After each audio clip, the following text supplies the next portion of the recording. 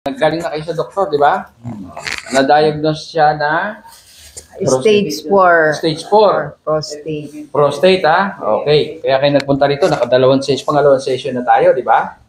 So, ang itatanong ko sa inyo, ano nangyari dun sa unang session? Tama? Yun nga, yun yung... Okay, ano yung dati, bago kayo magpunta, ano nangyari sa pag-ihi nyo? Yung 10 sa isang 10. gabi. Sa isang gabi, 10. Sa isang gabi. Oh. Tapos, ano pa, pag umihi kayo, okay ba? Masakit. Masakit? Na yung masakit pag-ihi. Pinupuwersa nyo? Iiri kayo? O ano? Oo, iniiri ko. Iniiri? Oo. Ano mo? Iniiri mo? Umiiri ako pag umihi. Noong unang session, so nagbulang kayo unang session. Kailan kayo galing dito? Last week? Last week. So after several days, may pagbabago pagkagaling na rito? Mayroon po, Dok.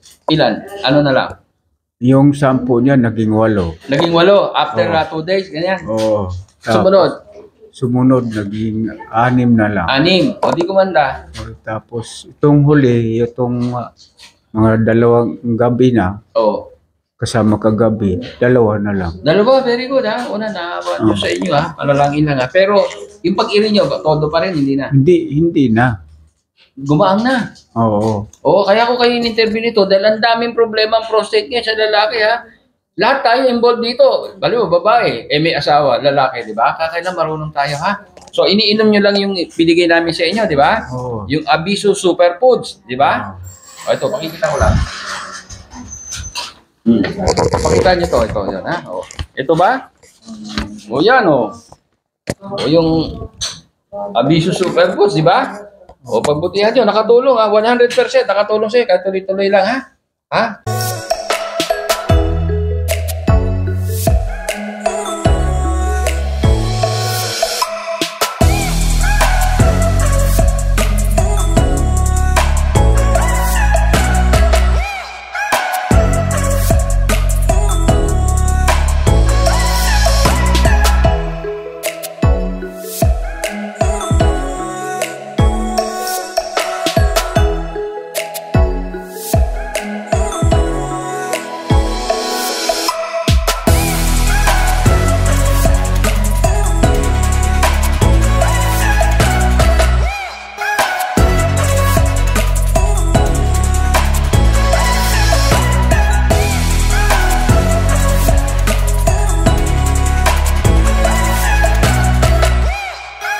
Sipon pa lang, spray nyo. Sino sinisipon dito?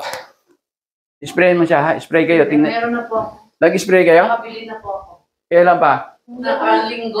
Nakakatulong. Emergency po kasi nahirapan ako nung Ayun, okay na po. nakatulong ba yung spray? Opo. Okay nga magsabi. Ito sige sa...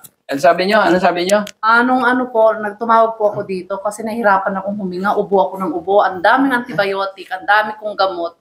Then nakiusap ako dun sa call center nyo. May call Sabi ko, i-priority mo ako sa lala mo. Emergency? So, emergency, dinalhan ako 2 tsaka isang magnet. Ito ganun. nandito. Ganun. Ngayon wala na po, sawa na yun. Ito ba yan? Opo, ito, dala-dala ko lagi po. Ayun ha, huwag yun nga ha. Ubus na nga po, kaya bibili ako ulit. Ayan ha. Ito po, lagi kong dala-dala to. Tandaan nyo. Pati apo ko nagaganito. Very good ha. Ang dami kaming naano yan ha. Natulungan Maganda niya. po niyan, promise. Lalo ngayon ha, kung sa China, ang totoo ngayon, marami nang napupunong clinic sa ubo ha, mangyayari sa atin yun, ganun din sa China ha. Kaya paghandaan nyo, dahil ang hirap, tamaan kayo ng ubo, ma-hospital kayo. Kung may mahina pa puso nyo, may stroke kayo, doon kaya may namamatay na matatanda ha. Ang ubo, walang gamot. Pero, nagsisimula sa sipon, tama? Sipon muna. Pag napabayaan nyo, inabot ng 3 araw, 4, wala na, nasa loob na ng baga, magkakatagalan. Pero gagamitin nyo pa rin ito para hindi lumala. Pero kung sipon pa lang, matalas kayo, katulad ng ginawa nyo, Maganda rin po, Dok, sa tenga yan. Kasi ang sakit ng tenga ko dati. Kasi nakita ko dun sa okay din sa tenga. I-sprayan ko yung tenga ko kasi parang masakit, kumikirot. Ang ganda. Hindi lang kasi ito, ang dati pangalan nito, multipurpose spray ha. Yung iba, alam nyo, kaya sa Las Vegas nagkaroon akong dealer sa Amerika. Yung mga nurse ng Pilipina, sabi ko dun sa dealer ko, ang dealer ko nasa may Quezon City. Bakit pa nadala mo sa Las Vegas? May dealer tayo ron. Bakit? Lumakas. Di ba lakas ang COVID? Hindi. Alam mo kung saan? UTI. Ang dealer daw nyo, nurse. Nagkaroon ng UTI, kung ano na ininom, ito in-spray sa puwerta. Ayun na isa, kaya doon sila ay maraming nurse, malaking ospital. Ayan, kaya hindi lang yun, sabi niya sa tenga, kaya dinugtong ko na, ha? Ito, alam nyo kung ano yung laman nito? Kung ano yung ginagamit ng ating katawan, sa loob ng ating katawan na pamatay sa virus at bakterya panlaban. Ano yun? Zinc at ano pa? H2O2. Pero wala naman po akong ubo. Wala akong ubo. Umina kasi parang nahihilo lang ako. Ay, hindi. Pag sa pag-therapy tayo, yung hilo-hilo, makatutulungan kayo sa therapy. Ibig sabihin nun, may problema yung dugo nyo, yung oxygen, ha? Nakakaano. O, mahina ba kayo minom tubig? Medyo Mahina. O, dadamihan nyo, ha? Tapos mag-therapy kayo, ha?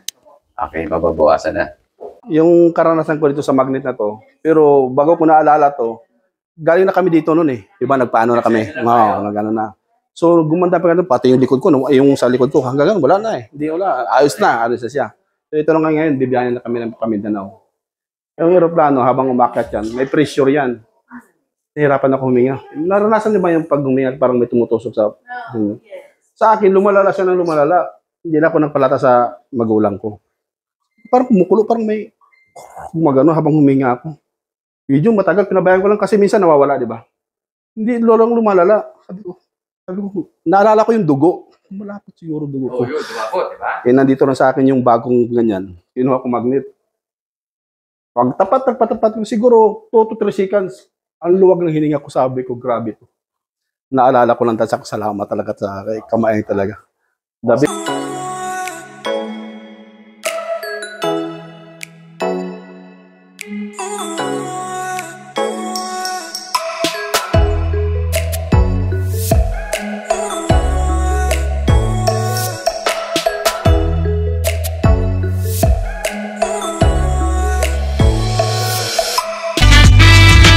Ilang mga natatanging Pinoy sa bansa ginawaran ng pagkilala sa katatapos lang na Bravo Philippine Awards na ginanap sa Manila Hotel. Basta binigyang pagkilala yung Pinoy inventor na si Ismael Aviso Sr. bilang Inventor of the Year at kanyang anak na young entrepreneur na ginawaran ng Excellence in Business. First of all, I'm very thankful na binigyan tayo ng pagkakataon ni Bravo Filipino na maging part of awardee of this year to be Excellence in Business. So I'm very happy na nakasali yung business namin dito. Nagpapasalamat ako maraming. Una sa Diyos, siyempre. Pangalawa, sa mga organizer nito, nakilala nila yan. Lalo-lalo na sa panahon ng pandemic. Ano?